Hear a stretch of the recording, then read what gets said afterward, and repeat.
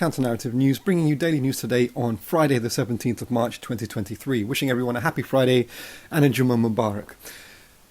First item of news updates is that the International Criminal Court, which is basically a Western neo-colonial judicial setup to target those the West considers its strategic enemies, has indicted the leader of the Russian state, Vladimir Putin, with crimes against the children of Ukraine. And the Russian leadership has openly, basically boasted that it has taken hundreds, if not thousands, of Ukrainian children from areas that it's invaded and occupied in the eastern Ukraine and sent them to Russia, and many of which have been adopted. Well, it's a strange word to call it, phrase to call it, really, adopted. I mean, there's a lot of, these are children, they've been basically forced into this, and it violates the United Nations Geneva Conventions when it relates to children in cases of conflict.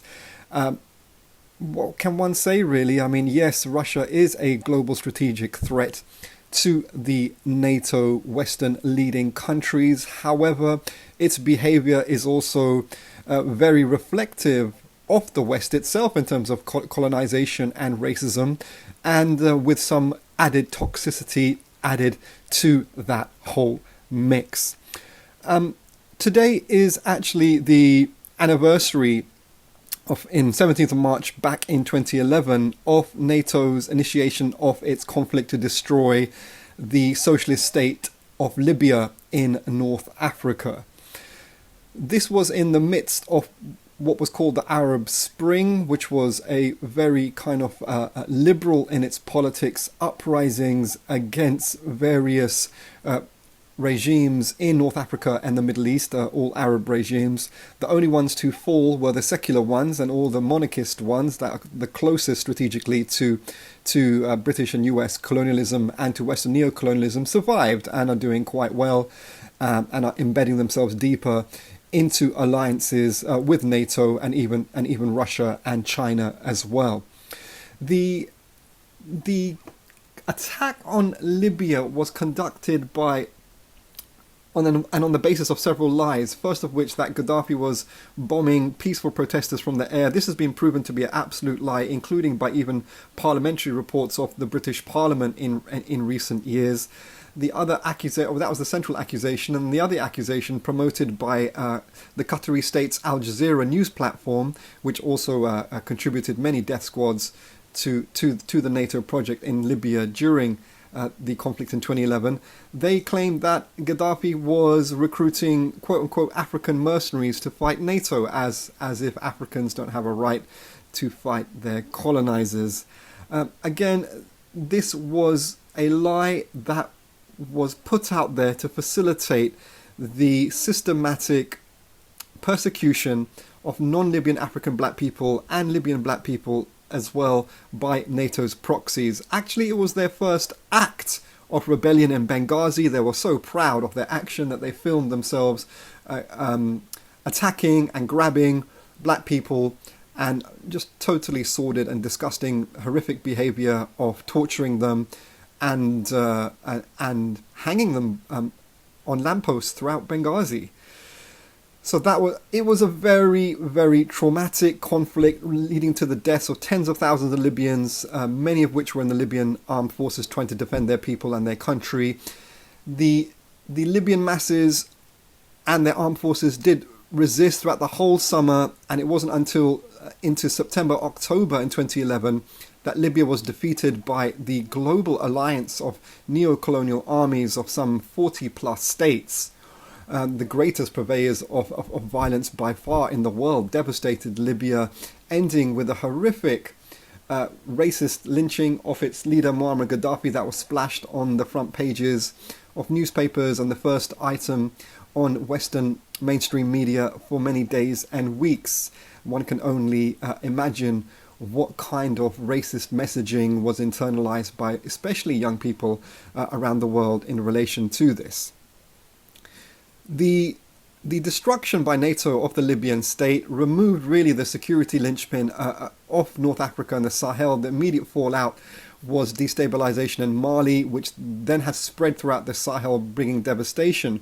And around this, UNICEF, the children's body at the United Nations, has just released a report in which it states that children are disproportionately targeted by this destabilization, being attacked directly in terms of injury and death, and also negatively impacting civilian infrastructure such as water supplies, which then points to the fact that really the working classes of the Sahel need a socialist solution to their problems, and putting forward a strategy of only security and stabilization narrowly without a people-centered socialist movement is not going to work at all, and is going to continue feeding the same basis for the destabilization in the first place. And that's where the socialist state of the Jamahiriya of Libya that was destroyed in NATO in 2011 is a much more healthier and functional model, where it seeks to invest in a socialistic way in people's livelihoods, employment, transport, infrastructure, education,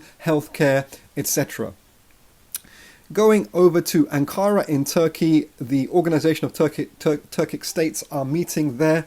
This is a very powerful multilateral body across Central Asia and the Eurasian landmass.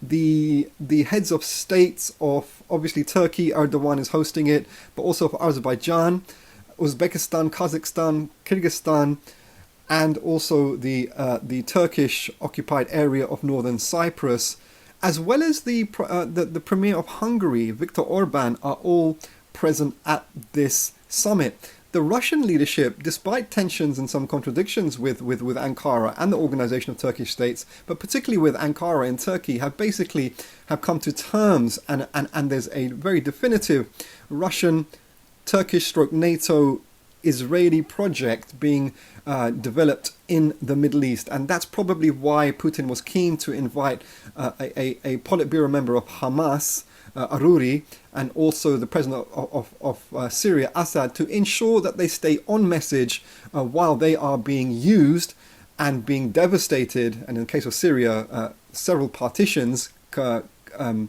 in part led by the facilitation of Russia, that they stay on message as these different machinations are happening at the detriment of the people of the region. The Organization of Turkic States is led by Erdogan. He's a leading NATO member. He's just ratifying Finland's entry into NATO as we speak. So a very interesting and complicated situation as we go forward there. Just by the by, Azerbaijan, it's interesting its global relations at the moment, because at the same time they are closely strategically allied to Russia and to Britain and to Israel as well. Just an interesting nuance to put out there. On the March of 16th, that was yesterday, back in 1968, the US imperial occupation of Vietnam conducted one of its most infamous massacres at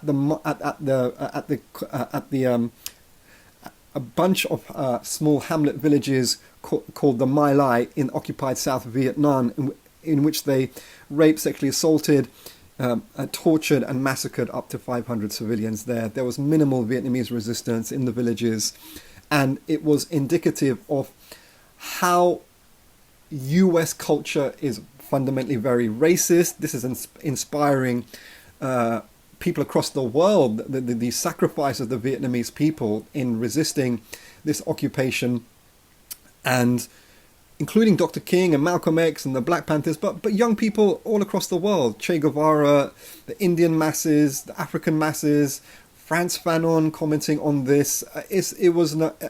What they did inspired the world, and rightly so, but they did so out of great sacrifice. Some 3 million people killed during that conflict. By the by, the British colonialists actually reinstated the fascist Japanese powers straight after the end of the Second World War in 1945, which is an interesting detail here. And just related to that as well, in the basically British colonial mandate, occupied state of Iraq in the 30s was also closely allied with Hitler's Germany as well. So you had a strange situation where British colony basically in Iraq is actually primarily allied politically to the Nazis in Germany.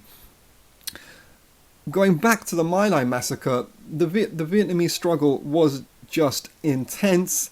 It was backed also by the world socialist states, including the socialist East Europe and the Soviet Union, and also socialist China as well. Although the Vietnamese eventually fall out with the Chinese, but that's another complicated issue that we may go into some other time. Obviously, more recently, Hanoi and Beijing have really resolved some of those tensions, but some issues remain around the islands in the South China Sea. Going over to another anniversary, but that's back in March the 15th, 1936, Paul Robeson plays Touissant l'Ouverture in a play in London that's written by a leading global Marxist thinker and anti-colonial scientific socialist thinker, CLR James from Trinidad. Paul Robeson at the time was one of the most famous actors and singers. He becomes an activist against white supremacy and anti-colonialism. And really, it was an amazing play to have taken place at this time. CLR James said that, quote, "I was tired of hearing that the West Indians were oppressed, that we were black and miserable, that we had been brought from Africa and that we were living there and that we were being exploited. That I was tired of hearing that West Indians were oppressed." And so really, that's the reason CLR James writes this play on Touissant l'Ouverture, and you couldn't find anyone ever better to play Touissant other than Paul Robeson himself, who was a giant of a man, both metaphorically and veritably as well. So, so CLR James is a black communist or a black Marxist. So is Paul Robeson playing Touissant l'Ouverture in CLR James's play at the Westminster Theatre from March the 15th to the 16th in 1936. The League of Coloured Peoples, which is an important anti-colonial socialist campaigning group, was supportive of this play, and CLR James was an active member of the League of Coloured Peoples. Actually, the League of Coloured Peoples needs a lot of research. It's a fascinating organisation and body. James wrote the play in 1934, but it remained unproduced until 1936 when the script came into the hands of Robeson. And back in 1926, Robeson had told an interview that he dreamt, quote, of a great play about Haiti, a play about Negroes, written by a Negro and acted by Negroes, of a moving drama that will have none of the themes that offer targets for race supremacy advocates, end of quote. The word Negro was used to denote black people at this time. Malcolm X really challenged that, actually, and he said we should call ourselves black people and not Negroes. Anyway, so in 1935, actually, Robeson even discussed the idea of a film about the Haitian Revolution with the preeminent Soviet film director Sergei Eisenstein, who would also become interested in the story, but that project never came to fruition. Actually, it would be interesting to research whether the Soviets in Moscow actually did produce any anti-white supremacist film of note in this period in the 1930s, considering Stalin's own rather problematic internalization of white supremacy and Eurocentric coloniality, not least his mass transfers of whole populations, be it the Volga Germans, be it the Korean community out in the Far East that were moved thousands of miles, be it the Tatars, the Crimean Tatars, and also the Chechens, who were also targeted for mass transfer, which is something that very few colonialists have ever done.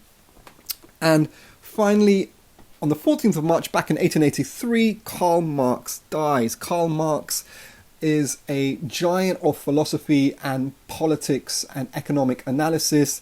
His unique contribution, which is around his most famous and well-known study around Das Kapital of 3 volumes, i.e. analyzing capitalism, he exposed the quote-unquote secret of capitalist exploitation, basically the labor theory of surplus value, in which he made people understand how the capitalist system actually accrues and loots profits from the labor of the working classes and of land as well. That's really his unique contribution, but also there's a few other contributions as well. His framework of understanding and worldview of historical materialism is also a very important contribution. of Karl Marx. Also, just going back to the labour theory of value and surplus value, his understandings of the role of competition, the pursuit of the higher rate of profit, the manner in which there's a falling rate of profit which pushes the capitalists to be even more rapacious in their exploitation as well. These are all really important theoretical frameworks for people to understand their own place of exploitation, particularly the global south labouring masses, from which global neo-colonial capitalist relations seeks the vast majority of its profits from. Counter-Narrative News actually is going to collaborate with the Ministry of African Propaganda on a series of understanding the basics of Marxism and going through the historical chronology of that very soon. That's Counter-Narrative News. Please do continue to support us by sharing and liking and commenting our videos, encouraging your contacts and your friends to subscribe to us on our YouTube channel, and we are on Twitter at @counter_CNN. We wish you a fantastic weekend.